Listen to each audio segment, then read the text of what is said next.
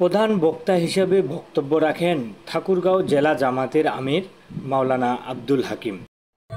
দেশের সমস্ত প্রতিষ্ঠানগুলোকে ধ্বংস করেছে, শিক্ষা ব্যবস্থা ধ্বংস করেছে, দেশের অর্থনীতি ধ্বংস করেছে, আইন আদালতের বিচার ব্যবস্থাকে ধ্বংস করেছে।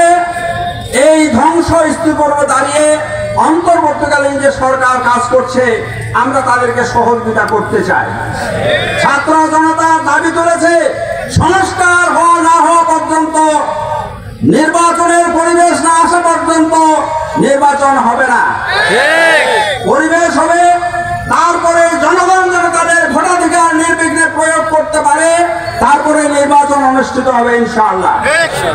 এই 16 বছরে নির্যাতনের শিকার হয়েছে দেশের ওলামায়ে কেরাম, আপনাদের কাছে দিবালোকের মতো পরিষ্কার হয়ে আছে।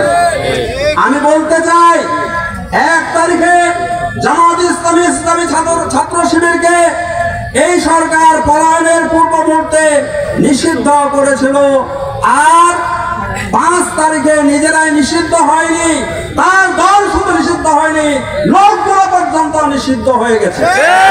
সংগ্রামী বন্ধুগণ, আমি কথা না বাড়িয়ে আজকে প্রধান অতিথি, যিনি সাবেক ছাত্রনেতা এবং জীবন্ত শহীদ, আপনারা শুনেছেন পুলিশের কাঁধে চড়ে যাকে রিমান্ডে নিয়েছে এবং বিচারক মণ্ডলী তার রিমান্ড মঞ্জুর করেছে, নির্যাতনের পর নির্যাতন করেছে, এই জীবন্ত শহীদকে আমরা আপনাদের কাছে হাজির করেছি। তার মুখনিসৃত কথা আপনারা শুনবেন এবং আর কোরআনের পক্ষে আপনারা থাকবেন ইনশাআল্লাহ।